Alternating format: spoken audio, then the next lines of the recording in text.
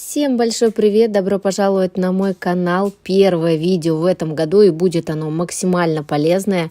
Я услышала ваши пожелания и записала вам процесс создания ногтей, практически весь в макросъемке, поэтому давайте разбираться. Итак, у моей клиентки вообще в принципе плохо носится любое покрытие, поэтому сегодня мы будем делать тотальное укрепление. Раскрою вам небольшие секретики из моего нового курса. И также с вами поговорим о том, какие же мы все-таки женщины непостоянные. То мы хотим миндаль, то овал, то квадрат. И сегодня с вами поговорим о смене формы и как вообще это можно сделать, когда в принципе ногти вот в таком вот состоянии. Ногти очень тонкие, кутикула очень тоненькая, такая прилипшая. Вы даже видите, я еще ее не касался, она уже красная. Также на них постоянно заусенцы в синусах. И работать нужно, конечно же, максимально аккуратно и осторожно. Работаем пилочкой по ногтю только на 240 грит, пилка для натуральных ногтей. Ни в коем случае никаких 180, 100 и так далее быть не может. Пилка подготавливает хорошо ногтевую пластину. Единственное, что ни в коем случае нельзя нажимать. То есть мы только сбиваем верхний слой, сбиваем глянец. И еще хочу сделать акцент на том, сколько материала старого я оставляю. То есть это совсем чуть-чуть. Дальше мы с вами должны нанести подложку под наше укрепление. В моем случае это подложка из абсолютно любой каучуковой базы. И, кстати, сегодня у нас будет такой микс материалов. Ловите мои личные рекомендации. Жидкость для полигеля от Мальтини значительно, кстати, ускоряет работу с акригелем, к ней ничего не прилипает. Мне очень нравится работать. Раньше всегда работала обезжиривателем, но сейчас жидкость мне полюбилась. И также полигель от Calypso.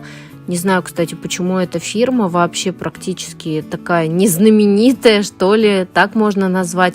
Но полигели действительно классные. Базы для меня, как показались, мягковаты, а вот акригели хорошие. Если вдруг увидите, можете смело брать.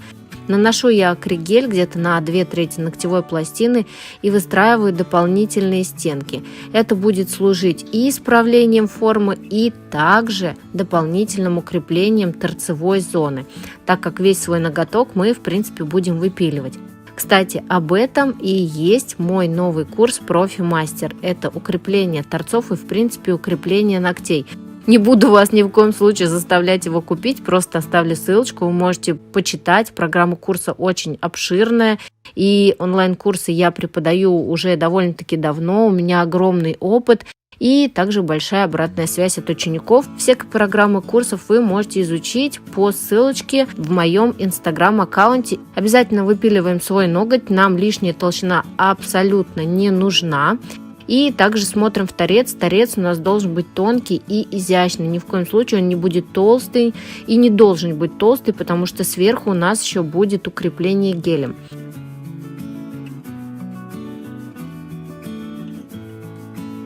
К такой кутикуле подходят только желтые фрезы. Ни в коем случае никакие не красные. И мы делаем, знаете, такой неглубокий, деликатный маникюр.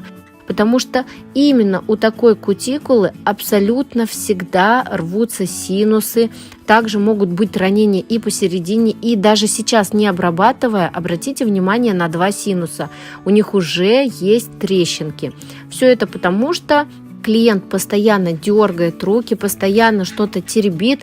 Ну, вот так вот. Я считаю, так бывает, и мы, мастера, должны работать с тем, что есть, ну и, в принципе, уметь находить подход к каждым ногтям, к каждому клиенту. Также обязательно не забывайте, что срез мы всегда заканчиваем только полотном ножниц, ни в коем случае не кончиком, иначе потом в дальнейшем образуются там заусенки. После шлифовки мы обязательно проходимся дегидратирующим тоником и смотрим на чистоту маникюра. Если нас все устраивает, мы можем также и зашлифовать кутикулу. У меня еще здесь есть несколько пальчиков, поэтому я продолжаю этап маникюра. Обязательно натягивайте кожу, обязательно смотрите под кутикулу. И вообще хотела сегодня затронуть такую тему, до какого числа вы принимали клиентов. Скоро, совсем скоро выйдет видео с моим маникюром. И в этом году я встречала Новый год просто с ужасным маникюром, которому было 8 или 9 недель. В общем, очень-очень много. Ногти получились красивые. Будем с вами рисовать френч. Расскажу вам все секретики, поэтому скоро это видео уже будет на канале. Обязательно ждите. Но для того, чтобы ваша кожа на фотографиях выглядела увлажненной, красивой, блестящей, с таким, знаете, эффектом фотошопа, обязательно пользуйтесь силиконовым шлифовщиком. Кстати, про мицеллярный спрей. Куча вопросов, сколько раз видео выкладываю, столько же раз и поступают вопросы. Это тот же самый дегидратирующий тоник, только бюджетный вариант, так скажем. Мы его наносим, и после него мы обязательно обезжириваем еще раз ногтевую пластину. То есть дегидратирующий тоник, он просто увлажняет кожу и убирает очень хорошо пыль, потому что спирт, он иссушивает кожу. И, естественно, конечно же, красивых фотографий, например, маникюра, вы не дождетесь просто после спирта. А вот после дегидратирующего тоника – да. Итак, после нашего укрепления, после того, как мы с вами полностью изменили форму, я рекомендую вам все-таки перемотать и вспомнить, что за форма была после того, как мы сняли покрытие. Сейчас же у нас красивый четкий квадрат.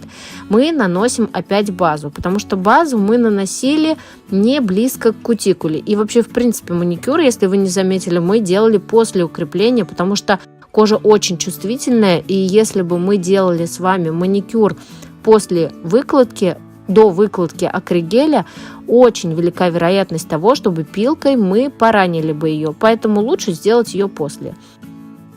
Делаем скользящий слой из геля, это молочный гель Силкар, на него ссылочку я вам тоже оставлю, и выкладываем его в технике без опила. Так как, в принципе, наша ногтевая пластина уже подготовлена хорошо, поэтому гель мы выкладываем с вами без проблем, и опил здесь совершенно не потребуется.